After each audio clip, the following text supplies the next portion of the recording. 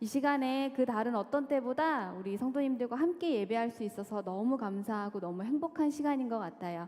우리 이 시간에 첫 번째 곡으로 우리 함께 예배하고 있는 모든 분들을 하나님의 최고의 작품이다 우리 함께 고백하면서 축복했으면 좋겠어요.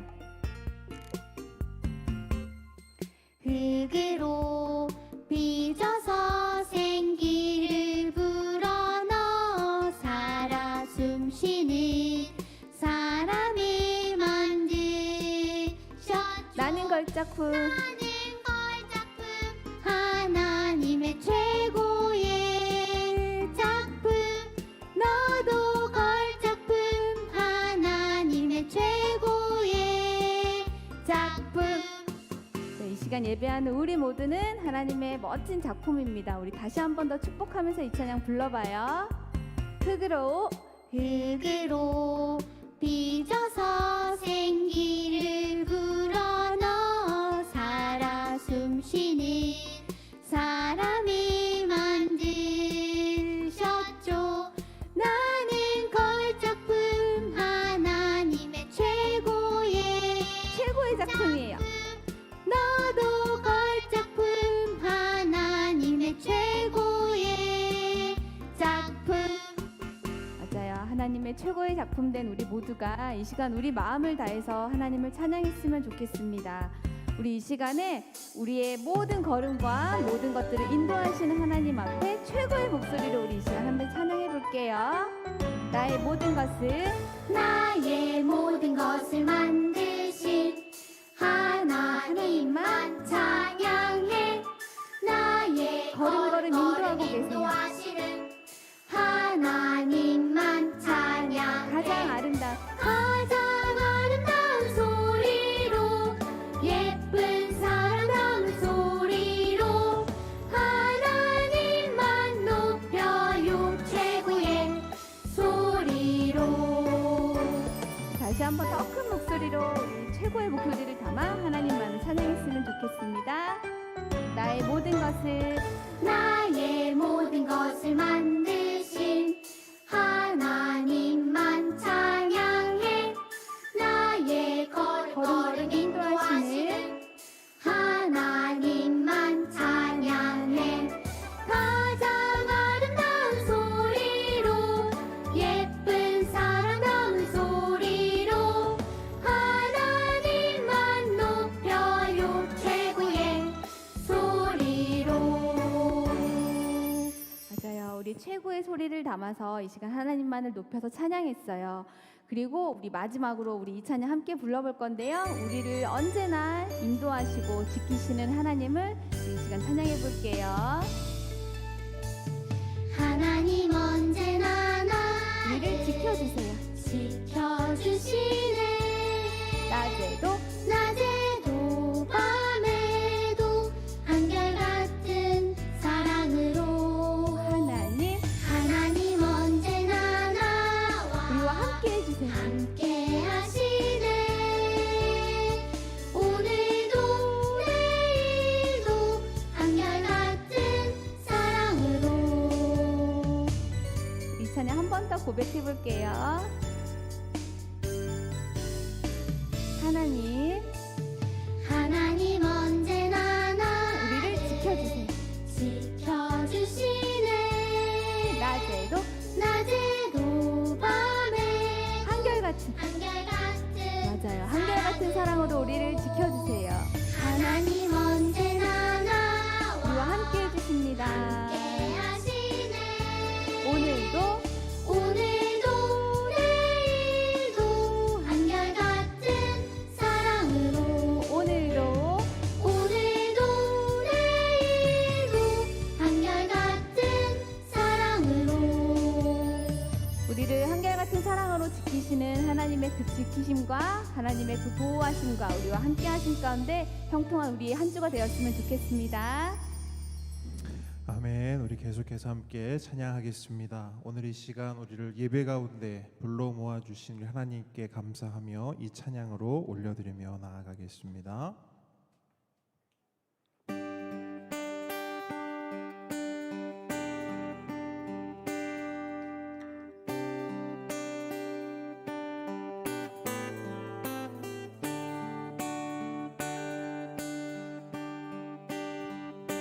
우리 보좌 앞에 우리 보좌 앞에 모였네 함께 주를 찬양하며 하나님의 사랑 그 아들 주셨네 그의 피로 우리 구원받았네 십자가에서 쏟으신 그 사랑 강같이 온 땅에 흘러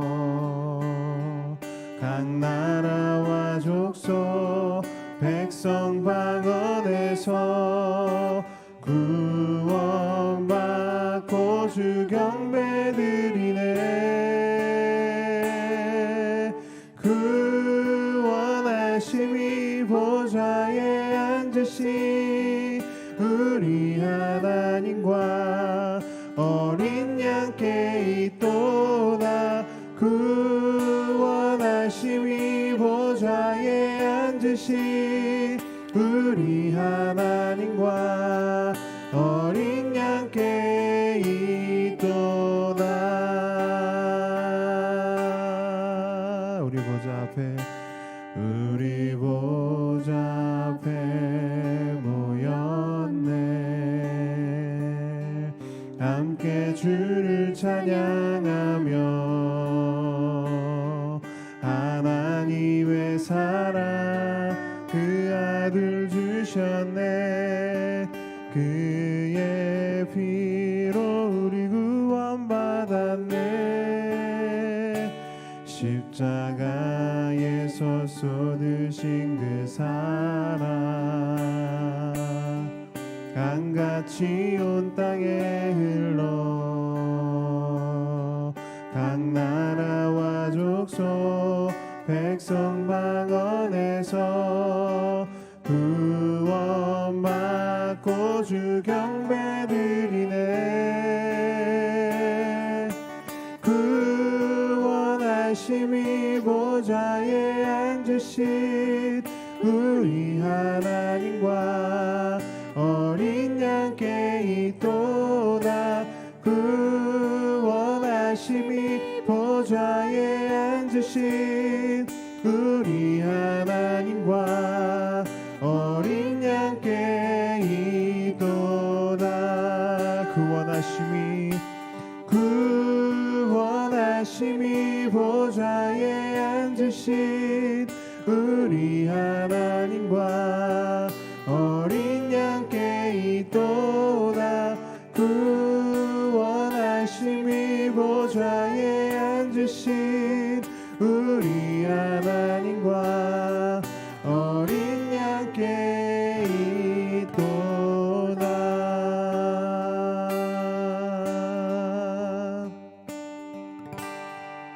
전능하신 나의 주 하나님은 능치 못하실 일 전혀 없네 우리의 모든 간구도 우리의 모든 생각도 우리의 모든 꿈과 모든 소망도 신실하신 나의 주 하나님은 우리의 모든 괴로움 바꿀 수 있네 불가능한 일 행하시고 죽은 자를 일으키시니 그를 이길 자우도 없네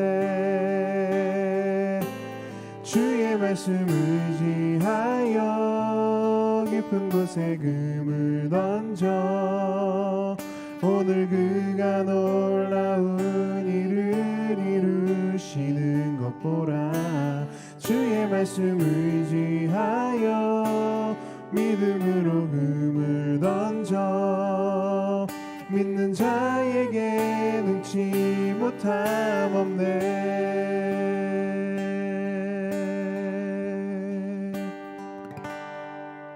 전능하신 나의 주 하나님을 능치 못하실 일 전혀 없네. 우리의 모든 간구도 우리의 모든 생각도 우리의 모든 꿈과 모든 소망도 신실하신 나의 주 하나님을 우리의 모든 괴로움 바꿀 수 있네. 불가능한 일 행하시고 죽은 자는 일으키시니 그를 이길 자 아무도 없네.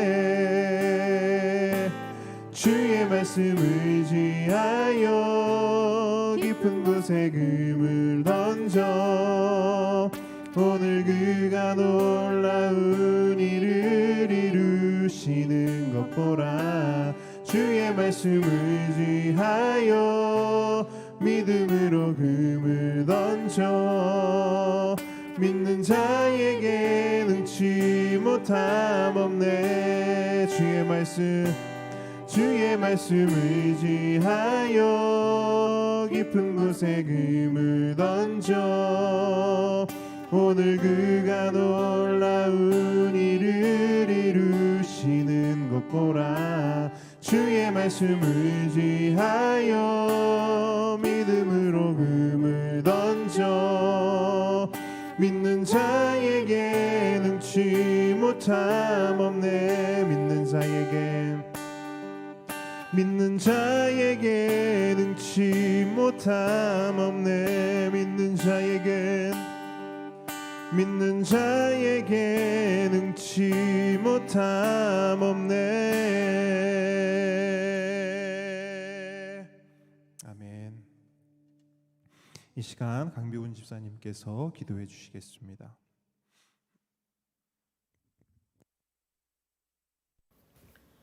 전능하신 하나님 아버지, 십자가 사랑으로 우리를 죄에서 구원하시고 은혜의 복을 누리게 하시니 감사드립니다. 하나님께서 우리에게 찾아오셔서 이 나라, 이 민족이 하나님을 경외하며 하나님을 찬양하는 나라 되게 하시고 때를 따라 돕는 은혜로 누리는 복을 주시고 우리나라를 통하여 도우는 손길이 되게 하신 하나님을 찬양합니다. 각 처소에서 하나님의 나라 확장을 위해 헌신하시는 선교사님과 복음 전도 사역으로 섬기시는 모든 분께 하나님의 은혜와 복이 넘치기를 간구합니다. 함께 걷는 교회를 축복하시는 하나님 아버지, 우리를 한 공동체로 인도하시고 서로 귀히 여기며 서로 사랑하는 마음 주셔서 생각나게 하시는 하나님 아버지, 우리가 하나님과 친밀한 관계 가운데 치유와 회복으로 하나 되게 하시고 빛으로 찾아오셔서 주신 복을 누리게 하시고 세상 가운데 복음을 전파하는 복의 공동체 되게 하옵소서. 섬기시는 유정훈 목사님의 신원을 강건케 하시고 교통사고로 인하여 치료 가운데 계시는 목사님과 전도사님의 상처가 깨끗이 치유될 수 있도록 여호와 라파 하나님 만져주시옵소서. 함께 걷는 교회 모든 성도의 기도를 들으시는 하나님 아버지, 우리의 예배 처소를 예배하여 주셔서 모이기를 힘쓰는 교회 되게 하옵소서. 다음 세대 아이들의 인도자 되시는 하나님 아버지, 우리에게 믿음의 눈을 열어주셔서 크고 비밀한 일을 행하시는 하나님을 기대하며 기도로 양육하게 하옵소서. 우리보다 우리를 잘 아시는 하나님 아버지, 우리에게 물질의 필요를 채워주셔서 하나님께 드리는 손길을 축복하시고 하나님 기뻐하시는 나라를 위해 쓰임받게 하옵소서. 예배자로 부르시며 세미한 하나님의 음성에 반응하도록 부르시는 하나님께 감사드리며 살아계시고 역사하시는 우리 주 예수 그리스도의 이름으로 기도드립니다. 아멘. 아멘. 귀한 기도 감사드립니다. 오늘 말씀 나누기 전에 잠시 몇 가지 이야기를 나누려고 합니다. 아시는 것처럼 지난 금요일에 저와 전도사님이 교통사고가 있었습니다. 그래서 다행히 주님의 은혜로 정말 큰 사고는 면했습니다. 그런데 이게 단순 접촉 사고가 아니고 차가 이제 꽤 많이 망가진 이제 추돌 사고여서 집중 치료가 필요한 상황입니다. 그래서 지금 전도사님과 저는 병원에 입원해서 집중 치료를 받고 있습니다. 저희 두 사람의 회복을 위해서 계속해서 기도해 주시고 특히 후유증이 없도록 여러분들이 좀 마음을 모아서 기도해 주시면 감사하겠습니다. 그리고 한 가지 더 말씀드리면 지금 저희는 예배를 드리기 위해서 잠시 외출을 한 상황입니다. 그래서 이번 주 통근 통독은 방학을 하도록 하겠습니다. 이번 한 주간 동안 그동안 읽지 못한 말씀들을 부지런히 읽는 그런 시간으로 가지면 좋겠습니다. 마지막으로 원래 순서대로라면 이번 주부터 출애굽기 첫 번째 강해가 시작되어야 합니다. 그런데 그 시작을 한 주간만 뒤로 미루도록 하겠습니다. 여러분께 양해를 구하고 다음 주부터 우리 출애굽기 첫 번째 강해 함께 은혜를 나누도록 하겠습니다. 이제 말씀 함께 보려고 하는데요. 오늘은 열왕기상 말씀으로 은혜를 나누고자 합니다. 우리 열왕기상 말씀 한번 볼까요? 열왕기상 19장입니다.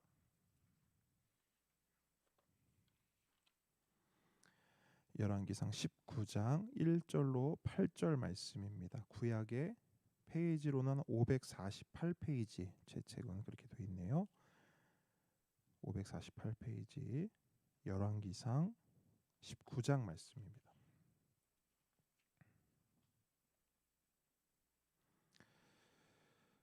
자, 우리 한번 한 목소리로 읽어보도록 하겠습니다. 1절로 8절입니다. 시작. 아합이 엘리야가 행한 모든 일과 그가 어떻게 모든 선지자를 칼로 죽였는지를 이세벨에게 말하니 이세벨이 사신을 엘리야에게 보내어 이르되 내가 내일 이맘때에는 반드시 내 생명을 저 사람들 중 한 사람의 생명과 같게 하리라. 그렇게 하지 아니하면 신들이 내게 벌 위에 벌을 내림이 마땅하니라 한지라. 그가 이 형편을 보고 일어나 자기의 생명을 위해 도망하여 유다에 속한 브엘세바에 이르러 자기의 사환을 그곳에 머물게 하고 자기 자신은 광야로 들어가 하룻길쯤 가서 한 로뎀나무 아래에 앉아서 자기가 죽기를 원하여 이르되 여호와여 넉넉하오니 지금 내 생명을 거두시옵소서. 나는 내 조상들보다 낫지 못하니이다 하고 로뎀나무 아래서 누워 자더니 천사가 그를 어루만지며 그에게 이르되 일어나서 먹으라 하는지라. 본즉 머리맡에 숯불에 구운 떡과 한 병 물이 있더라. 이에 먹고 마시고 다시 누웠더니 여호와의 천사가 또다시 와서 어루만지며 이르되 일어나 먹으라. 내가 갈 길을 다 가지 못할까 하노라 하는지라. 이에 일어나 먹고 마시고 그 음식물의 힘을 의지하여 40주 40야를 가서 하나님의 산 호렙에 이르니라. 아멘. 오늘 이 말씀 가지고 하나님의 산 호렙을 향하여라는 제목으로 말씀을 은혜를 나누도록 하겠습니다. 오늘 말씀을 통해 하나님 주시는 회복과 치유 그리고 하나님의 은혜와 사랑을 풍성히 경험하는 우리 모두가 되기를 주님의 이름으로 축복합니다. 우리 삶에는 꽃길도 있지만 때론 진흙길도 있습니다. 우리 삶에 웃는 날도 있다면 눈물 지을 날도 있습니다. 너무나 평온하고 평화로운 때도 있지만 갑작스런 사건과 사고로 우리는 어려움을 겪기도 합니다. 이러한 것이 우리의 인생이요, 우리가 마주하는 우리 삶의 현실입니다. 이것은 어떤 특정한 사람에게만 해당되는 것이 아니라 이 세상에 오고 가는 모든 사람에게 해당되는 지극히 일반적이고 보편적인 현실입니다. 그래서 전도서 3장을 보면 이러한 우리의 삶에 대해 이렇게 말씀합니다. 범사에 기한이 있고 천하만사에 때가 있다. 날 때가 있으면 죽을 때가 있고 심을 때가 있으면 뽑을 때가 있고 죽일 때가 있으면 치료할 때가 있고, 헐 때가 있으면 세울 때가 있고, 울 때가 있으면 웃을 때가 있고, 슬퍼할 때가 있으면 춤출 때가 있다. 이것이 성경이 말씀하는 바 우리 삶의 지극히 일상적인 모습입니다. 그렇기에 우리가 성경에서 만나는 성경의 위대한 믿음의 선질들, 믿음의 인물들도 이러한 일상을, 지극히 보편적인 이러한 현실을 피할 수 없는 것입니다. 오늘 본문에 등장하는 엘리야도 마찬가지입니다. 제 아무리 엘리야라 할지라도 꽃길만 걸을 수는 없습니다. 반드시 진흙길을 마주하게 되고 그 진흙길을 걸을 수밖에 없는 그런 한계, 그러한 존재를 가지고 이러한 삶을, 우리의 삶을 살아가게 됩니다. 아시다시피 엘리야는 선지자입니다. 그런데 그냥 보통 선지자가 아니지요. 하나님께서 정말 크게 쓰신 소위 선지자 중에 선지자입니다. 특히 열왕기상 18장을 보면 그의 진면목을 확인할 수가 있습니다. 여러분, 그와 관련해 가장 유명한 사건은 무엇입니까? 바로 갈멜산 대결입니다. 엘리야는 갈멜산에서 바알과 아세라 선지자 850명과 대결을 펼칩니다. 말 그대로 850대 1의 대결을 가지게 된 것이죠. 무엇을 가지고 대결을 합니까? 제단에 불을 내리는 대결로 그렇게 850대 1의 싸움을 펼칩니다. 먼저 바알과 아세라 선지자가 선공을 합니다. 850명의 선지자들은 그 제단에 불을 내리기 위해 정말 별짓을 다 하지요. 소리를 지르고 노래를 부르고 괴성을 지르고 그것을 넘어서 자신의 몸을 해하고 자신의 몸에서 피를 내면서까지도 애를 씁니다. 불을 내리기 위해.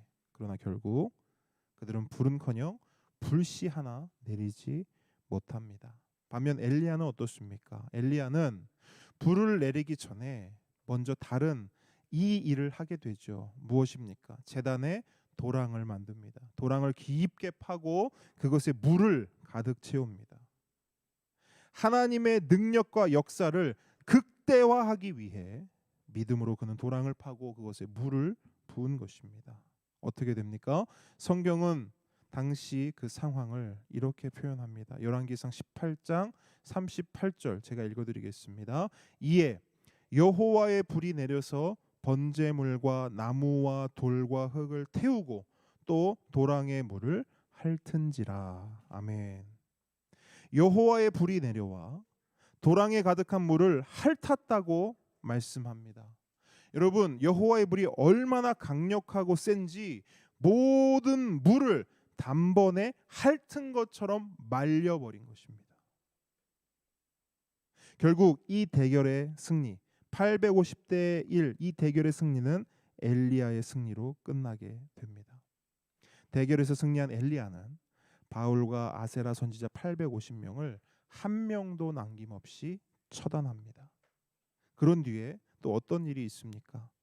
18장을 계속 보시면 가뭄에 있었던 그 땅에 엘리야가 비를 내리게 되는 그런 사건이 있습니다. 당시 엘리야가 활동하던 그 북왕국에는 3년 이상 계속되는 지독한 가뭄이 그 땅에 있었습니다. 정말 이슬 한 방울 구경하기가 힘든 때였습니다. 그런데 엘리야가 갈멜산 꼭대기에서 그의 얼굴을 무릎 사이에 넣고 기도하자 어떤 일이 일어납니까? 큰 비가 그 땅을 적십니다. 여러분, 엘리야가 왜 선지자 중에 선지자입니까? 왜 엘리야가 하나님께서 크게 쓰신 선지자입니까? 엘리야의 기도를 보십시오. 엘리야가 기도하면 하나님은 불도 주시고 물도 주십니다. 또한 열왕기상 18장 46절을 보시면 이런 말씀도 기록하고 있습니다. 여호와의 능력이 엘리야에게 임하매 그가 허리를 동이고 이스라엘로 들어가는 곳까지 아합 앞에서 달려갔더라. 여러분, 갈멜산에서부터 이스르엘까지 거리는 40km가 넘는 거리입니다. 그런데 여호와의 능력이 엘리야에게 임함에 그 먼 거리를 어떻게 했다? 달려갔다. 심지어 여러분 달려간 게요, 천천히 조깅하듯이 그냥 달려간 게 아니고요, 아합이 타고 있던 마차를 앞질러서 그 앞에서 달려갔다는 거예요. 여러분, 말보다 빠르게 달린다, 마차보다 빠르게 달린다, 요즘 말로 이 세상 클래스가 아니고요, 보통 능력이 아닌 것입니다. 이처럼 성경이 기록하는 엘리야의 이러한 사건들을 몇몇만 보더라도 엘리야는 정말 보통 사람이 아니었습니다. 그런데 엘리야가 그렇게 보통 사람이 아닐 수 있었던 그 이유가 어디에 있습니까? 바로 하나님께 있지요. 하나님께서 엘리야를 선택하셨고 그와 함께 하셨으며 그에게 능력을 주셨기에 그는 비범한 사람으로, 선지자 중에 선지자로 하나님께 택함 받아 하나님께 정말 크게 쓰임 받는, 그렇게 승승장구하며 꽃길만 걸을 수 있었던 그런 삶을 살 수 있었던 것입니다. 그런데 18장을 넘어 오늘 우리가 읽은 본문 19장으로 가게 되면 그러한 엘리야의 삶에 꽃길만 있는 것이 아니라 그의 삶에도 그렇게 하나님 앞에 쓰임 받고 정말 승승장구하며 꽃길만 걷던 그에게도 진흙길이 있음을 오늘 본문은 우리에게 말씀하고 있습니다. 여러분, 엘리야는 분명 우리가 살펴본 것처럼 하나님의 사람이었습니다. 누가 뭐래도 하나님의 사람이었습니다. 누가 뭐래도 하나님 주신 능력으로 승승장구하며 정말 하나님께 크게 쓰임 받았던 선지자 중에 선지자, 바로 그가 엘리야였습니다. 그러나 그럼에도 불구하고 그도 어쩔 수 없는 인생이기에, 그도 사람이기에 그 삶에 굴곡이 있습니다. 그 삶에 진흙 구렁텅이가 있습니다.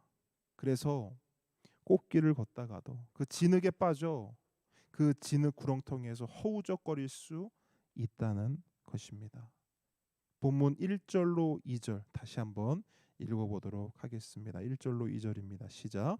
아합이 엘리야가 행한 모든 일과 그가 어떻게 모든 선지자를 칼로 죽였는지를 이세벨에게 말하니 이세벨이 사신을 엘리야에게 보내어 이르되 내가 내일 이맘때에는 반드시 네 생명을 저 사람들 중 한 사람의 생명과 같게 하리라. 그렇게 하지 아니하면 신들이 내게 벌 위에 벌을 내림이 마땅하니라 한지라. 여러분, 엘리야의 꽃길이 진흙길이 된 것은 바로 이세벨의 이 한마디 때문이었습니다. 이세벨이 엘리야에게 말합니다. 엘리야, 네가 감히 내 사람들 850명을 죽여? 나의 선지자 850명을 네가 감히 손을 대? 내가 너를 가만두지 않겠다. 내일 이 시간까지 너는 결코 살아있지 못할 것이야. 내 신의 이름을 걸고 내가 너를 반드시 죽일 거야. 이러한 이세벨의 협박에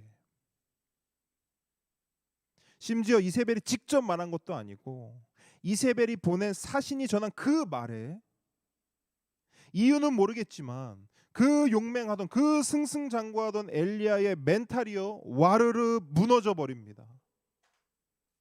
그래서 그는 어떻게 합니까? 곧장 이세벨을 피해 브엘세바로 도망갑니다. 본문 3절 앞부분을 보시기 바랍니다. 그가 이 형편을 보고 일어나 자기의 생명을 위해 도망하여. 그가 이 형편을 보고 현실을 직시하게 된 것이지요.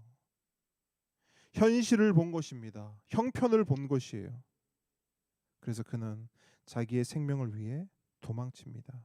그런데 여러분, 계속 말씀을 보시면 엘리야는 그냥 도망치는 것만으로는 불안했나 봐요. 그래서 그는 함께하는 사환을 그 도망친 그곳에 있게 한 후에 홀로 광야 깊은 곳으로 들어갑니다. 엘리야가 들어간 그 광야는 브엘세바 광야입니다. 그곳은 평균 온도 40도, 심하게는 50도를 육박하는, 자칫 잘못하면 목숨이 위태로울 수 있는 그런 곳입니다. 그곳에 있는 것만으로도 목숨이 위태로울 수 있는 그런 장소가 바로 브엘세바 광야인 거예요. 그럼에도 엘리야는 그 사실을 알매도 불구하고 그 광야로 도망치듯 들어갑니다. 그리고 그렇게 하룻길을 걷게 돼요. 여러분, 온몸이 어떻게 되었겠습니까? 엘리야의 온몸이 어떻게 되었겠습니까? 이미 엘리야는 멘탈이 무너진 상태였어요. 그렇기 때문에 그 몸도 만신창이가 되는데 그리 오랜 시간이 걸리지 않았습니다. 그의 몸과 그의 마음과 멘탈과 영혼이 완전히 무너진 상태가 된 거예요. 그런데 그렇게 간신히 한 걸음 한 걸음 옮기는 그 상황에 그 엘리야 눈앞에 한 나무가 보입니다. 그 나무가 뭡니까? 로뎀 나무이지요. 로뎀 나무. 여러분, 사막을 생각해 보시고요. 거기에 있는 나무 한 그루를 한번 떠올려 보십시오. 사막 위에 나무 한 그루가 있습니다. 근데 그 나무의 이름이 로뎀 나무입니다. 여러분, 사막 위의 나무, 어떤 이미지가 떠오르십니까? 우리에게 있는 이미지는 보통 큰 아름다리 나무와 그 나무 그늘 밑에서 쉴 수 있는 그런 쉼의 이미지, 회복의 이미지, 휴식의 이미지, 그런 이미지를 가지고 있는 것이 우리가 이 말씀을 읽을 때 보는 이 로뎀 나무에 대한 이미지입니다. 그런데 여러분, 실제 로뎀 나무는 우리가 생각하는, 우리가 떠올리는 그런 이미지와는 거리가 멉니다. 로뎀 나무는 우리가 생각하는 그런 만화나 애니메이션이나 그림에서 보는 그런 이미지의 나무가 아닙니다. 나중에 여러분이 로뎀 나무를 검색해 보시면 아시겠지만 이건 나무라기보다는 그냥 큰 덤불에 가깝습니다. 이 나무의 그 나뭇 잎이라도 좀 넓어서 그늘을 만들어주면 참 좋을 텐데 로뎀 나무의 나뭇잎은 얇고 뾰족합니다. 그래서 제대로 된 그늘을 기대할 수 없는 그런 나무, 정말 나무 같지 않는 나무가 바로 로뎀 나무인 것입니다. 그런데 여러분, 더 황당한 것은 이 로뎀 나무가 가진 의미입니다. 그 의미가 뭐냐? 바로 시궁창입니다. 여러분, 로뎀 나무의 의미는 시궁창이에요. 로뎀이 가진 의미는 시궁창이에요. 그래서 유대인들은 가장 비참한 상황에 빠진 사람을 가리켜 뭐라고 말하느냐? 로뎀 나무 아래 있다라는 표현을 사용해요. 어떤 사람이 너무나 힘들고 어렵고 공경에 처했어요. 그런 사람을 보고 아이고 저 사람 로뎀 나무 아래 있네. 이런 표현을 관용어처럼 사용한다는 것이죠. 우리 표현으로 하면 아이고 저 사람 인생 참 시궁창이야. 아이고 내 인생은 왜 이렇지? 내 인생은 왜 이렇게 시궁창 같지? 이렇게 표현하듯이 그들은 로뎀 나무 아래 있다라는 표현을 그런 식으로 사용한다는 것입니다. 바로 이러한 의미를 가진 나무가 로뎀 나무예요. 그렇다면 여러분, 엘리야가 몸도 멘탈도 완전히 바닥을 친 상태에서 그 광야 한가운데서 로뎀 나무를 마주하게 됩니다. 발견하게 됩니다. 어떤 기분이었을까요? 그 로뎀 나무가 그래도 나무니까, 아무리 그래도 나무긴 나무니까 반가웠을까요? 전혀 아니죠. 엘리야는 로뎀 나무를 보자마자, 로뎀 나무를 마주하자마자 그나마 붙잡고 있던 마지막 정신줄을 놔버려요. 삶의 마지막 한 가닥 실마리를 놓쳐버립니다. 이러한 그의 모습을 본문 4절은 이렇게 표현합니다. 자기 자신은 광야로 들어가 하룻길쯤 가서 한 로뎀 나무 아래에 앉아서 자기가 죽기를 원하여 이르되 여호와여 넉넉하오니 지금 내 생명을 거두시옵소서. 나는 내 조상들보다 낫지 못하나이다 하고.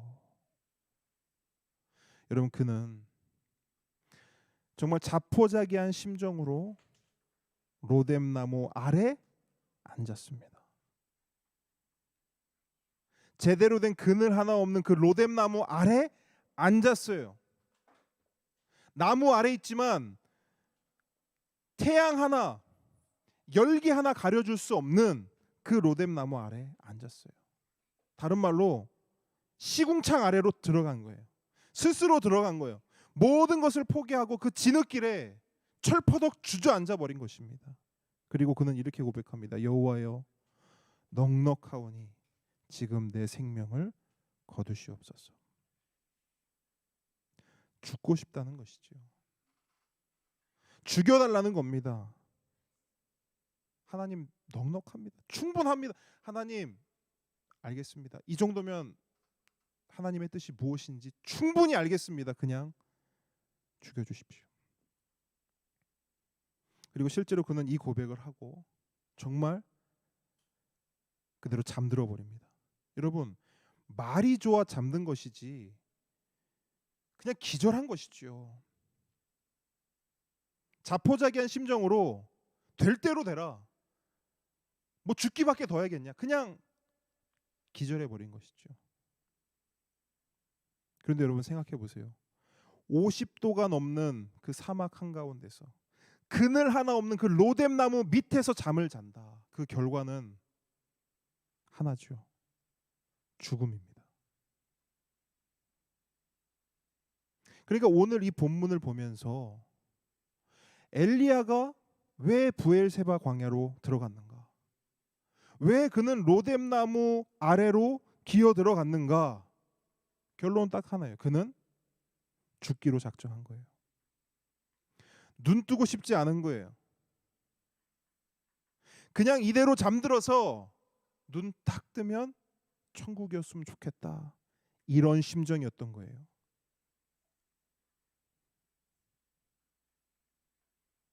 이처럼 엘리야는 유언과도 같은 마지막 기도를 드리고 그렇게 눈을 감습니다. 그런데 그의 기도를, 그의 유언을 누가 들으십니까? 작은 신음에도 응답하시는 하나님께서 들으십니다. 그리고 하나님께서 엘리야의 그 기도에 응답하세요. 본문 5절로 7절 한 목소리로 읽겠습니다. 5절로 7절입니다. 시작. 로뎀 나무 아래에 누워 자더니 천사가 그를 어루만지며 그에게 이르되 일어나서 먹으라 하는지라. 본즉 머리맡에 숯불에 구운 떡과 한 병 물이 있더라. 이에 먹고 마시고 다시 누웠더니 여호와의 천사가 또 다시 와서 어루만지며 이르되 일어나 먹으라. 내가 갈 길을 다 가지 못할까 하노라 하는지라. 여러분,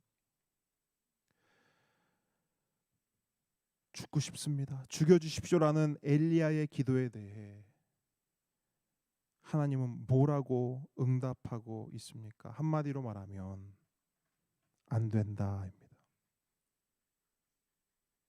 죽여주십시오. 안 된다. 죽고 싶습니다. 안 된다. 네가 왜 죽냐? 내가 너를 살리겠다라고 응답하신 거예요. 그래서 엘리야에게 누굴 보내요?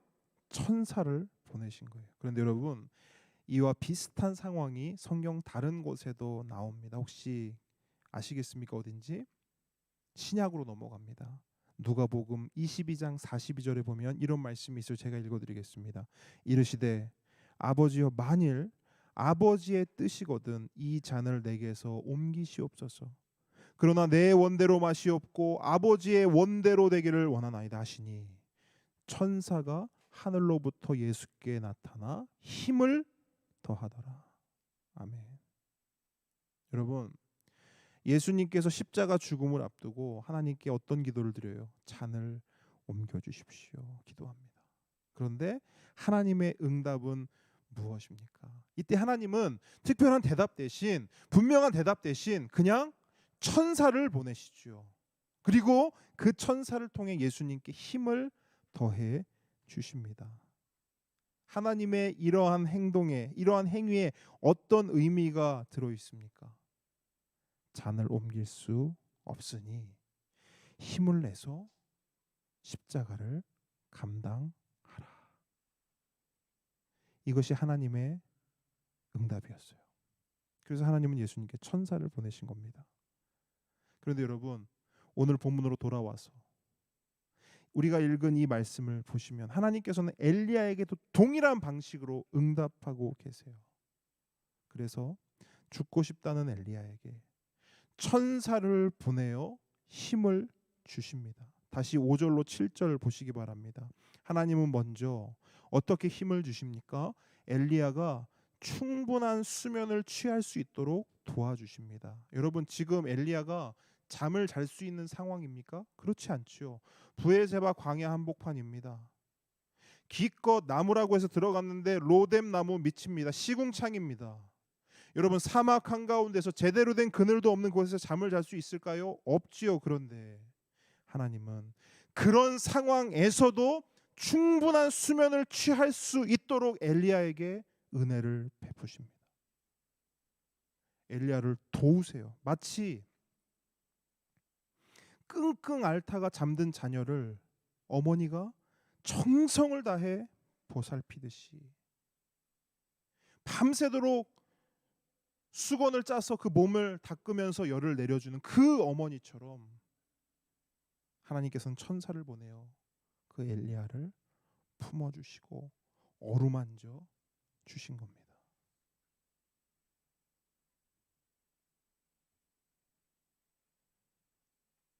시편에 보면 이런 말씀이 있죠. 여호와께서 그의 사랑하시는 자에게는 무엇을 주신다? 잠을 주신다. 그 시편의 말씀이 지금 엘리야에게 그대로 성취되고 적용되는 것입니다. 하나님께서 엘리야를 사랑하시기에 천사를 보내어 엘리야를 잠들 수 있도록, 그 잠을 통해 회복할 수 있도록, 잠잘 수 없는 상황이지만 잠에 들 수 있도록, 숙면을 취할 수 있도록 하나님께서 도와주시는 것입니다. 여러분, 생각해 보십시오. 몇 날 며칠을 도망자 신세로 살아온 엘리야입니다. 그의 마음에 불안함이 있었어요. 안정감이 없었어요. 눈 감으면 혹시라도 누가 날 쫓아오지 않을까? 눈 감고 잠들어 있을 때 누가 나의 목에 칼을 들이대지 않을까? 그 어떤 곳에서도, 그 어떤 상황에서도 엘리야는 휴식을 취할 수 없었습니다. 그런데 그런 그에게 하나님께서 베풀어 주신 이 은혜, 하나님께서 베풀어 주신 이 도움, 정말 엘리야에게는 더 없는 휴식이 되었을 것입니다. 그렇게 잘 쉬게 하신 후에 하나님은 또 어떻게 그에게 힘을 주십니까? 잘 먹이심으로 힘을 주십니다. 엘리야가 잠에서 깨어 눈을 떴습니다. 그랬더니 그 머리맡에 뭐가 있어요? 떡과 물이 준비되어 있습니다. 그런데 여러분, 생각해 보십시오. 사막 한가운데 물과 떡이 있을 수 있습니까? 없지요. 상식적으로 생각해도 그 사막 한가운데는 물과 떡이 있어서는 안 됩니다. 그러므로 이 물과 떡은 원래 그곳에 있었던 것이 아니라 하나님께서 엘리야를 위해 특별히 준비한 음식인 거예요.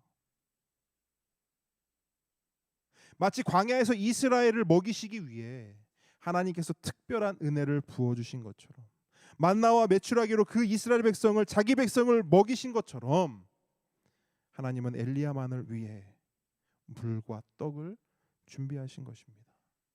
그런데 여러분, 이 말씀을 보시면 성경에는 그 떡을 어떻게 요리했다고 나옵니까? 숯불에 그 떡을 구웠다 이렇게 나오지 않습니까? 그런데 실제 원어로 보면 그것은 이렇게 우리가 생각하는 것처럼 진짜 이렇게 숯불, 나무에 불을 붙여서 그 불에 떡을 구운 그것이 아닙니다. 실제 원어로는 뜨거운 돌이에요. 그러니까 사막의 그 뜨거운 열기에 달궈진 아주 뜨거운 그 돌 위에 하나하나 정성스럽게 구운 떡이 바로 엘리야 머리맡에 놓여진 떡이라는 거예요. 뭘 말합니까? 그냥 대충 만들어진 것이 아니라는 거예요. 하나님이 능력 있으시기 때문에 야, 떡 좀 줘, 물 좀 줘, 그냥 떡 던져주고 물 던져준 게 아니라는 거예요. 엘리야 그 한 사람을 위해 그 떡 하나하나를 정성스럽게 구워 만들었다는 거예요. 마치 아프고 지친 그 자녀를 위해 어머니가 정성스럽게 죽을 끓이듯이 하나님께서는 엘리야를 위해 아주 특별한 보양식을 준비해 주신 겁니다. 그렇게 엘리야의 입으로 정말 오랜만에 물과 음식이 들어갔습니다. 어떻게 될까요, 여러분? 아프신 경험이 있을 거예요. 몸이 너무 안 좋아서 아픕니다. 죽 한 그릇 탁 먹고 나면 뭐가 찾아오죠? 또 잠이 찾아옵니다. 엘리야도 마찬가지로 포만감이 느껴졌어요. 그리고 또다시 잠에 듭니다. 그렇게 계속 반복하는 거예요. 먹고 쉬고 먹고 쉬고. 그렇게 하나님은 그 충분한 휴식을 통해, 충분한 음식을 통해 엘리야의 육체와 멘탈을 100% 회복시키십니다. 그런데 여러분, 이 하나님께서 엘리야를 회복시키시고 도우시는 이 장면, 이 부분, 이 말씀을 보면서 우리가 반드시 살펴보아야 할 한 단어가 있습니다. 바로 6절 가장 앞에 나오는 단어인데요. 본즉이라는 단어입니다. 본즉. 여러분 혹시 펜이 있으시면 한번 동그라미를 한번 쳐보세요. 색깔 펜도 좋습니다. 본즉, 그것에 한번 체크를 해주십시오. 한글 성경은 이 단어를요, 엘리야가 머리맡에 있던 떡과 물을 보았다라는 의미로 해석합니다. 엘리야가 그 떡과 물을 보았다. 그런데 여러분, 이 단어를 원어의 느낌을 살려서 읽으면 이렇게 읽을 수 있어요. 이것을 보라. 엘리야의 머리맡에 떡과 물이 있도다. 다시 한번요. 이것을 보라. 엘리야의 머리맡에 떡과 물이 있도다. 여러분, 느낌이 사뭇 다릅니다. 마치 이 장면을 보고 읽고 듣는 모든 사람들에게 이렇게 말하는 것 같아요. 여러분, 이것 좀 보십시오. 엘리야의 머리맡에 떡과 물이 준비되어 있습니다. 여러분, 이것을 보십시오. 죽기 위해서 광야 로뎀나무 밑에 누운 그 엘리야를 하나님께서 살리시는 이 장면을 여러분 보십시오.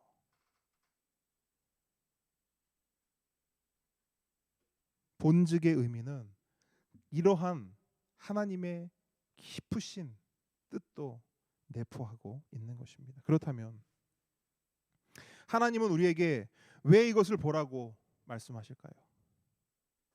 왜 성경의 그 말씀은 우리로 하여금 이 엘리야의 회복 과정을 보고 있는 우리에게 왜 이것을 자꾸 보라고 주목하라고 이야기하고 있는 것일까요?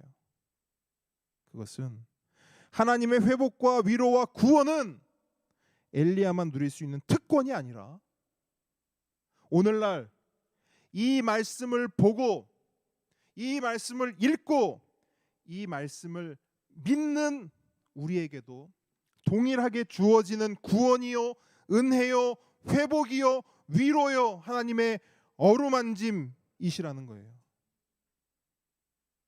그래서 성경은 우리에게 말씀합니다. 여러분, 이것 좀 보십시오.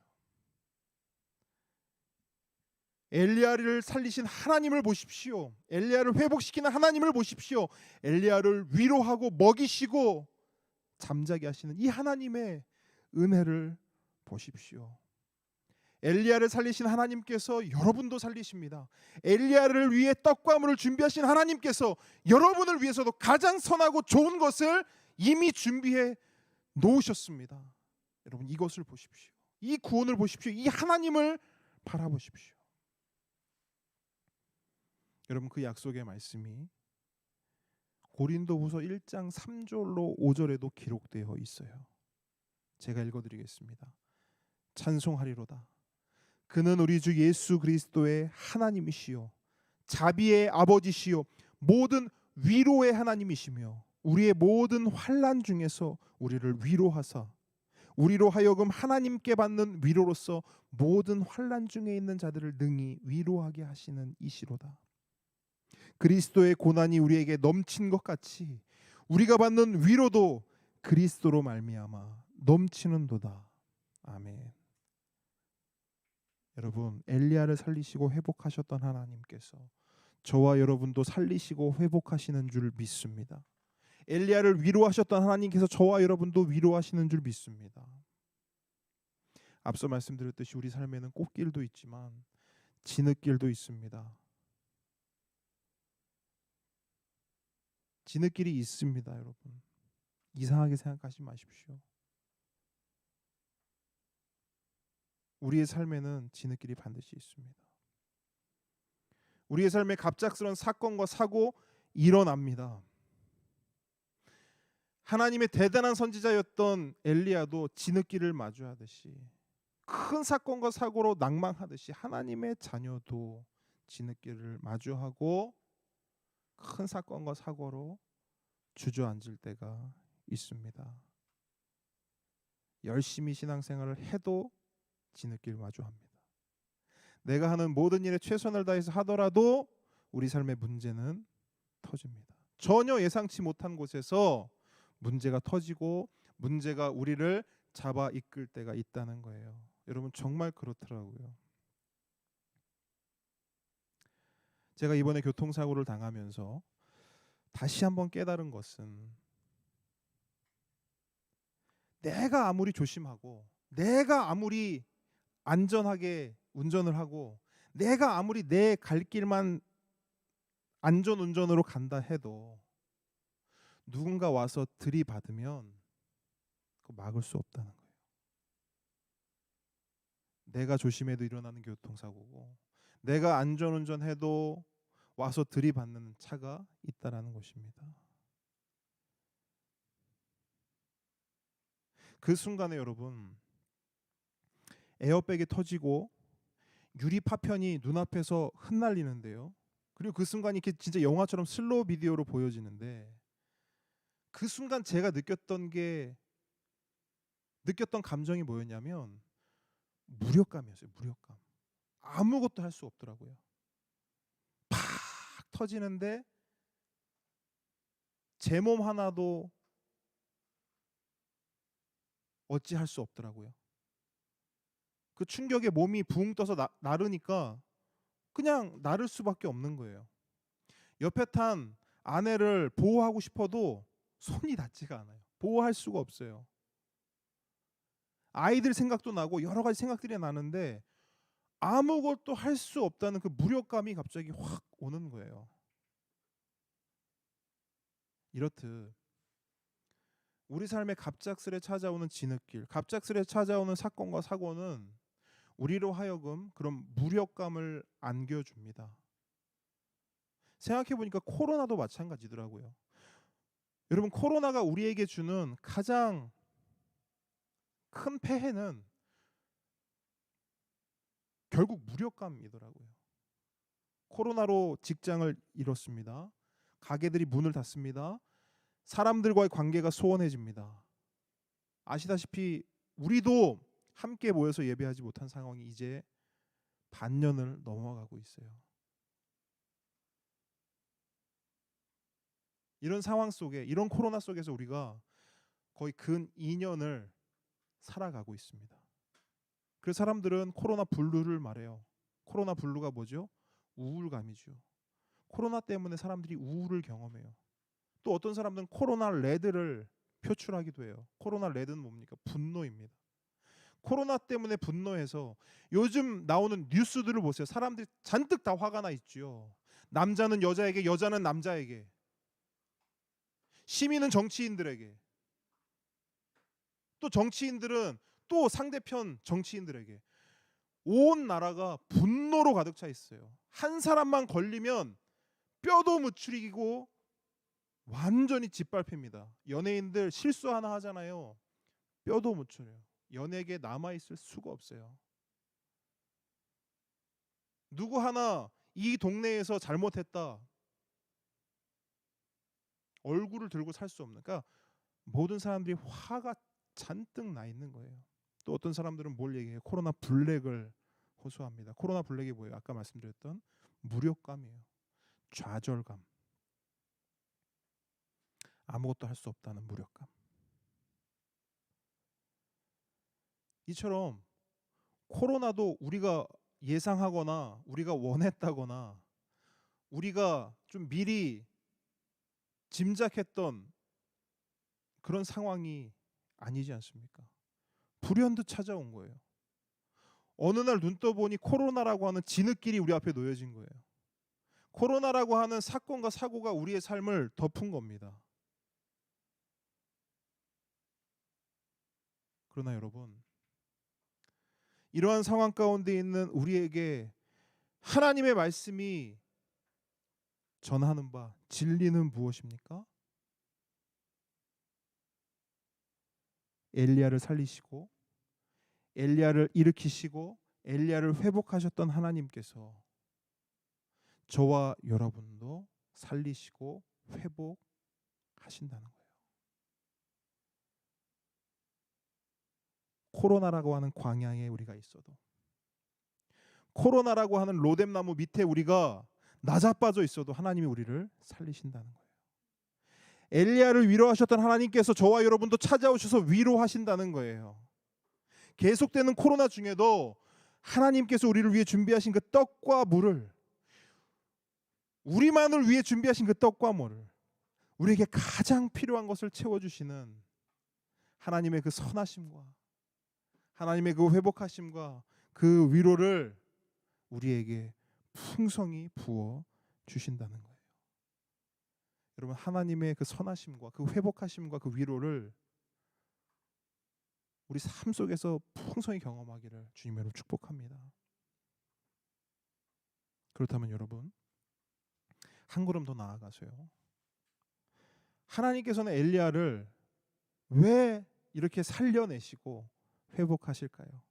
하나님께서는 왜 죽여달라고 하는 엘리야를 살려내실까요? 하나님 너무 힘이 듭니다. 이제 그만하고 싶습니다. 그냥 저를 좀 내버려 두세요라고 하는 엘리야를 왜 굳이 위로하시고 회복시켜 주실까요? 두 가지 이유가 있습니다. 첫 번째 이유는 그가 하나님의 자녀이기 때문이에요. 여러분, 이러니 저러니 해도 자녀를 죽게 내버려 두는 부모는 있다 없다? 없다. 그렇기 때문에 하나님의 자녀는 광야에 있어도, 로뎀나무 밑에 누워서 죽기를 기다리고 있어도, 코로나 블루, 코로나 레드, 코로나 블랙 가운데 있어도 하나님은 당신의 자녀를 어루만지시고 회복시켜 주시며 위로해 주십니다. 여러분, 전에 한번 말씀을 한번 드린 적이 있었던 것 같은데, 저도 몇 년 전에 개인적으로 참 힘든 시간을 보낸 적이 있어요. 그때도 정말 많이 힘들었던 시간이었어요. 그러니까 말 그대로 그냥 광야의 시간이었고, 그냥 로뎀나무 밑에 있는 그런 삶을 살던 그런 시절이 있었습니다. 그런데 그런 저에게 어느 날 말씀 한 구절이 찾아왔어요. 그러니까 엘리야에게는 천사를 보내셨던 하나님이 저에게는 말씀 한 구절을 보내주신 거예요. 그 말씀이 뭐냐? 마가복음 1장 11절이거든요. 이겁니다. 너는 내 사랑하는 아들이라, 내가 너를 기뻐하노라. 여러분, 너무나 익숙한 말씀이죠. 그런데 그날만큼은 이 말씀이 그냥 우리가 잘 알고 있고 익숙한 말씀이 아니라 정말 살아있는 말씀이었어요. 활력이 있는 말씀이었어요. 그 말씀이 제 안에 들어와 저의 혼과 영과 관절과 골수를 막 찔러 쪼개면서 저를 살리는 거예요. 회복시키는 거예요. 저를 위로하고 어루만지는 거예요. 말씀이요. 정말 말 그대로 생명의 말씀이었던 것이죠. 말씀의 역사였던 것이죠. 그렇게 하나님께서 말씀을 통해 저를 어루만지시고 위로하고 회복시키셨어요. 그런데 여러분, 잘 생각해 보세요. 이러한 간증은 저만 있는 게 아니에요. 여러분도 잘 생각해 보시면 여러분도 힘들고 어렵고 광야 같은 시간, 로뎀나무 밑에 있는 그런 시간에 하나님께서 여러분을 찾아오셨어요. 하나님이 여러분에게 말씀해 주셨어요. 그것이 말씀 한 구절이 될 수도 있고, 어떤 목사님의 설교일 수도 있고, 어떤 책의 한 구절일 수도 있어요.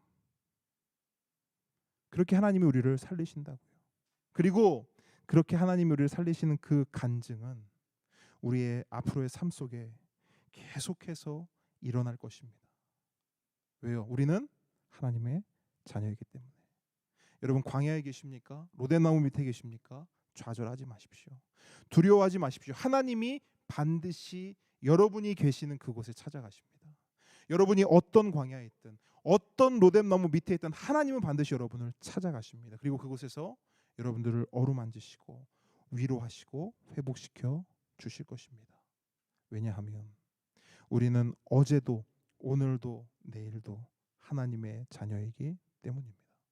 그러므로 함께 걷는 성도 여러분, 어떤 상황 속에서도 하나님의 함께하심, 하나님의 찾아오심을 기대하고 고대하는 우리 모두가 되기를 주님의 이름으로 축복합니다.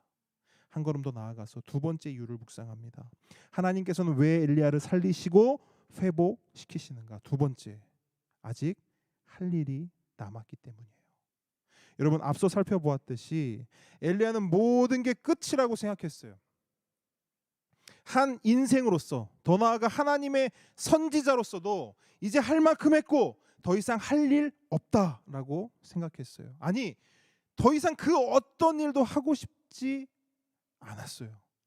그래서 그냥 광야 한가운데 로뎀 나무 밑으로 기어들어가 죽기를 바랬던 것입니다. 그러나 이러한 생각은 엘리야만의 오해요, 착각이었습니다. 하나님께서는 천사를 통해 전혀 다른 말씀을 하십니다. 본문 7절 다시 보겠습니다. 제가 읽어드립니다. 여호와의 천사가 또다시 어루만지며 이르되 일어나 먹으라. 엘리야, 일어나 먹으라. 네가 갈 길을 다 가지 못할까 하노라. 여러분, 이 천사의 음성, 천사의 말씀을 잘 보세요. 갈 길이 있다는 것은 뭘 의미합니까? 할 일이 남았다는 거예요. 또한 할 일이 있다는 것은, 더욱이 하나님을 위해서 할 일이 남았다는 것은 결코 끝이 아니라는 거예요. 엘리야는 끝이라고 생각했어요. 하지만 하나님의 생각은 달랐어요. 엘리야는 더 이상 아무것도 할 수 없다고 포기했어요. 하지만 하나님의 계획은 정반대였어요. 아직 엘리야에게는 할 일이 있었어요. 그가 가야 할 길이 있었어요. 하나님께서는 오늘 이 시간 우리에게도 동일하게 말씀하십니다. 아직 갈 길이 있다. 아직 할 일이 있다. 나를 위해 네가 그 일을 해주기 원한다. 코로나라고 해서 주저앉지 마라. 코로나라고 해서 포기하지 마라. 아직 갈 길이 있다. 할 일이 있다.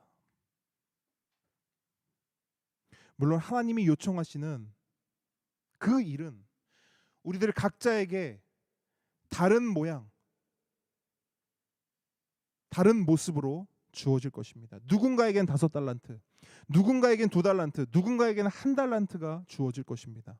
모양과 분량은 분명 다를 거예요. 하지만 분명한 것은 하나님은 우리들 각자 그 분량과 그 성정과 그 그릇과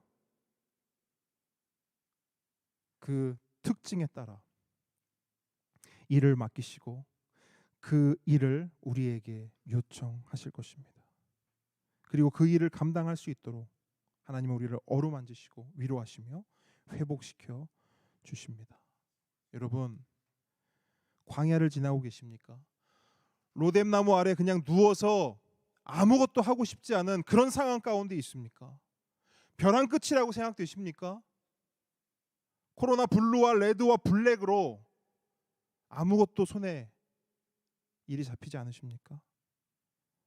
물론 상황과 환경이 우리를 그렇게 몰아가고 우리의 모든 생각과 감정을 무너뜨릴 수 있습니다. 그러나 하나님은 우리에게 이렇게 말씀하세요. 아직 갈 길이 있다.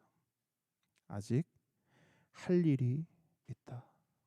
여러분, 엘리야가 광야에서, 그것도 로뎀 나무 밑에서, 그 시궁창 밑에서 무엇을 기대할 수 있었을까요? 누구를 기다릴 수 있었을까요? 그는 그 어떤 기대도 그 어떤 소망도 가질 수 없었어요. 왜요? 광야는, 로뎀 나무는 기대와 소망과 회복과 꿈, 이런 단어들과는 전혀 어울리지 않기 때문이에요. 그런데 그곳에 하나님이 찾아오세요. 그랬더니 광야도 그대로고요, 로뎀 나무도 그대로예요. 엘리야의 감정과 엘리야의 생각도 그대로예요. 하지만 하나님이 그곳에 찾아오시니 그곳이 회복의 장소가 돼요. 소망의 장소가 돼요. 기대의 장소가 돼요. 꿈꿀 수 없었던 엘리야가 꿈을 꿀 수 있는 장소가 됩니다. 오스왈드 챔버스 목사님은 이렇게 말했어요. 나의 무력함이 시작되는 곳에 하나님이 찾아오신다. 나의 무력함이 있는 곳에, 내가 무기력하게, 내가 무력하게 아무것도 할 수 없이 좌절하고 주저앉아 있을 때 하나님은 그곳에 찾아오신다. 그래서 이런 찬양 가사도 있죠. 약할 때 강함 되시네. 나의 보배가 되신 주. 쓰러진 나를 세우고 나의 빈잔을 채우네. 주 나의 모든 것. 여러분, 우리의 무력함, 우리의 약함이 드러나는 그곳에 하나님이 찾아오세요. 그리고 우리를 세우시고 우리의 빈잔을 채우십니다. 왜요? 아직 우리에게 갈 길이 있기 때문이에요. 아직 우리에게 할 일이 남아있기 때문입니다. 그래서 19장 8절을 보면 이제 엘리야가 그 자리를 툭툭 털고 일어나 가야 할 길을 갑니다. 해야 할 일을 향해 나아가요. 18절 8절 말씀 보시겠습니다. 이에 일어나 먹고 마시고 그 음식물의 힘을 의지하여 40주 40야를 가서 하나님의 산 호렙에 이르니라. 아멘. 죽음 직전까지 갔던 엘리야는 다시 일어섭니다. 하나님이 주신 충분한 쉼과 음식이 그의 육신을 회복시켰어요. 더불어 그를 일으킨 원동력이 하나가 더 있어요. 본질적인 원동력이에요. 바로 하나님이 허락하신 새로운 길이에요. 새로운 일이에요. 다른 말로 사명이에요. 그에게 음식이 주어지고 본질적으로 또 하나 사명이 주어지니까 그의 멘탈이 살아나요. 그의 영혼이 살아난 거예요. 그렇게 엘리야는 살아나서 40주 40야를 가서 하나님의 산 호렙에 이르렀습니다. 그런데 여러분, 이 하나님의 산 호렙에요, 다른 이름이 있어요. 그 이름은 뭐냐? 신의 산입니다. 여러분, 신의 산에서 어떤 일들이 있었죠? 모세가 하나님의 부르심을 받은 곳이 신의 산이에요. 출애굽한 이스라엘 백성이 하나님의 율법을 받은 곳이 바로 신의 산입니다. 그럼 신의 산은 뭐에 어떠한 의미를 가지고 있어요? 하나님의 임재를 의미하죠. 하나님의 임재가 바로 이 산에서 일어났어요. 그래서 이 신의 산을 하나님의 산 호렙이라고 부르는 것입니다. 그 산은 하나님의 산이에요. 왜? 하나님이 그곳에 임재하시기 때문에, 하나님이 계시기 때문에. 여러분, 하나님이 엘리야를 살리셨어요. 엘리야를 일으키셨어요. 회복시키셨어요. 그렇게 엘리야가 40주 40야를 걸어서 간 곳이 어디입니까? 바로 그 하나님의 산 호렙이에요. 바로 그 하나님의 산에 엘리야가 지금 서 있는 거예요. 죽음 직전까지 갔던 그 엘리야가 지금 하나님의 산에 서 있는 겁니다. 하나님의 임재 안에 엘리야가 서 있는 거예요. 결국 하나님은 엘리야를 그 자리에 세우시기 위해 그를 살리시고 회복시킨 거예요. 그렇다면 우리는 어떨까요? 하나님은 우리에게도 동일한 뜻을 품고 계세요. 하나님은 우리를 오늘 이 자리에 세우시기 위해, 여러분들 한 사람 한 사람을 이 예배의 자리, 이 임재의 자리에 세우시기 위해 예수 그리스도를 통해 우리를 살리시고 성령님을 통해 우리를 회복시키신 것입니다. 그래서 우리들 한 사람 한 사람이 지금 이 자리에 있을 수 있는 거예요. 여러분, 분명히 아셔야 돼요.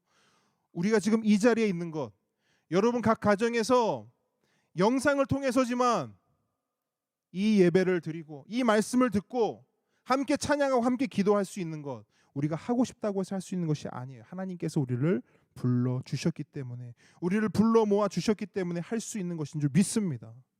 그러므로 우리가 예배하는 지금 이 시간이 바로 하나님과 만나는 그 임재의 시간이요. 우리가 서 있는 이곳이, 여러분이 있는 그 가정이, 여러분이 있는 그 장소가 하나님의 산 호렙인 곳입니다. 우리를 이 자리에 있게 하신 하나님께 감사와 찬양과 영광을 올려드립니다. 말씀을 정리합니다. 우리 삶에는 꽃길도 있어요. 꽃길만 있으면 좋겠어요. 꽃길이 많았으면 좋겠습니다. 그런데 우리의 바람과는 다르게 우리의 삶에는 꽃길보다는 진흙길이 더 많은 것 같습니다. 아무 사고 없이 평온하고 평탄하게 그렇게 그런 삶을 살아갔으면 좋겠는데, 우리 삶에는 우리가 원치 않는 그런 사건과 사고들이 일어나요. 그래서 우리는 광야로 내몰리기도 하고 로뎀나무 밑에서 깊은 무력감을 느낄 때도 있습니다. 그러나 여러분, 그러한 때 이것만 기억하십시오. 하나님은 그런 우리를 내버려 두지 않으십니다. 하나님은 우리를 찾아오세요. 우리가 어떤 광야에 있든 어떤 로뎀나무 밑에 있든 하나님 우리를 찾아오십니다. 그리고 우리를 어루만지시고 우리를 먹이시고 우리의 필요를 채우십니다. 왜요? 우리는 하나님의 자녀이기 때문입니다. 왜요? 우리에겐 아직 갈 길이 있고 할 일이 있고 하나님 우리에게 주신 사명이 있기 때문입니다. 그러므로 함께 오는 성도 여러분, 이번 한 주간 그 찾아오시는 하나님, 그 회복하시는 하나님, 엘리야를 하나님의 산 호렙으로 인도하신 그 하나님을 붙잡고 더욱더 의지하고 믿으며 살아내는 저와 여러분 되기를 주님의 이름으로 축복합니다. 함께 찬양하겠습니다.